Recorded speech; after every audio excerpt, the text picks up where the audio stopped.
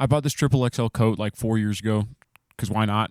And it's 45 degrees in my basement, so yeah, that's why I'm wearing it. I want to talk about failure, specifically with me as an artist. I think there are a couple ways to define failure, but artistically for me, it's just not measuring up to what I set out to do. As I approach my second album, I'm doing my very best to not repeat what happened with the first one. For those of you who have followed me the entire time, you may remember those videos. I was posting videos of myself preaching in a very peculiar manner, and the idea was to devolve over time into madness, which would tie into the concept of the album, kind of going from worshiper to proclaiming myself as God in the end of it. Totally normal stuff. But it totally stunk. I thought the shock factor would pick up some following, but it was disingenuous and really just didn't feel right. It wasn't thought out enough, and it didn't work. And that was like the least of my worries. The person I paid to mix and master my album totally gave up. And by the time they sent me the stems in the final album, they were clearly fed up. Certain bus tracks were named along the lines of, "What am I even doing here?" or "What is this?" Alright, so the promo didn't work. The album doesn't even sound that good. Surely the music videos would be alright. I ran out of time. I ran out of money. People dropped out on me a week before set. So yeah, the videos didn't go, as well as they could have. Album drops, none of the promo worked. The videos itself get copyright claimed on TikTok, because